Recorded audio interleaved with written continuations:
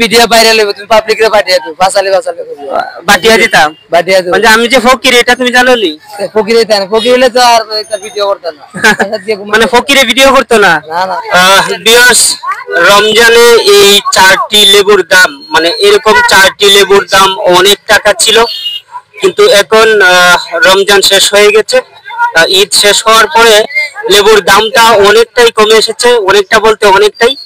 আমরা যিনি লেবু বিক্রি করছেন ওনার সাথে কথা বলবো। রমজানে এরকম 4টা লেবুর দাম কত আছে? 80 টাকা 100 টাকা, মানে 4টা লেবুর দাম। আর এখন পাইতেছেন 60 টাকা 20 টাকা 30 টাকা, মানে 60টা 20 টাকা 30 টাকা।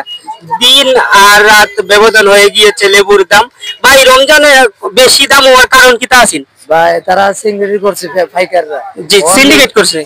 আর লেবুর সংকট আছে না? লেবুর সংকট আছে। লেবুর সংকট মানে তারা শর্ট করিয়া দিছে। বুঝছি। 3 বস্তা যেটা দিছে 1 বস্তা, মানে তারা নিজেরা দাম বাড়ায় রমজানে বিক্রি করছে। আর আপনারা তো কিছু করার নাই, দাম দিয়ে কিনে আনছিলেন। এখন যে কমছে, ক্রেতার চাহিদা কেমন? মানুষের নেয়নি মোটামুটি? ইনশাআল্লাহ অনেক রমজানে কম নিছে। ভিউয়ার্স, সাধারণত আমরা যেটি ভাবছিলাম যে রমজানে লেবুর দাম অতিরিক্ত বেশি এবং এটা লেবুর সংকটের কারণে হয়েছে, কিন্তু ব্যবসায়ীরা যেমনটি জানাচ্ছিলেন যে রমজানে লেবুর সিন্ডিকেট হয়েছে, মানে যারা বড় বড় মহাজন আছেন তারা লেবু সরবরাহ কম করেছেন, দামটা বাড়িয়ে দিয়েছিলেন। রমজান শেষ হওয়ার পরে 1 সপ্তাহ চলে, এখন লেবুর দামটা অনেকটাই কমে গিয়েছে। 100 টাকার লেবু 20 টাকাতে চলে এসেছে।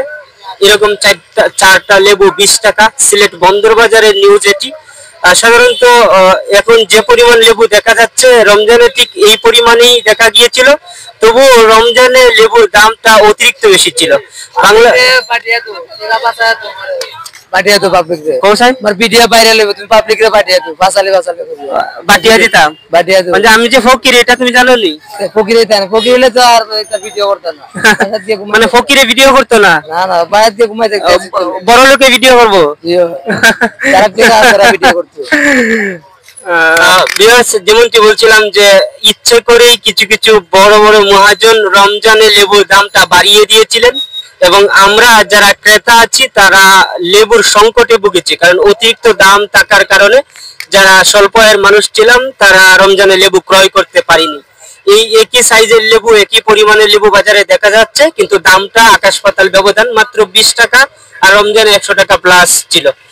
এই যে বাংলাদেশের সিন্ডিকেট ব্যবস্থাটা, এটা যতদিন না পর্যন্ত ভাঙা যাবে ততদিন পর্যন্ত আমরা যারা সাধারণ ক্রেতা আছি, যারা স্বল্প আয়ের মানুষ আছি, তারা দুঃসময় পার করব। অতি তাড়াতাড়ি বাংলাদেশের বাজার ব্যবস্থাটা ঠিক হোক, এটাই আমরা চাই।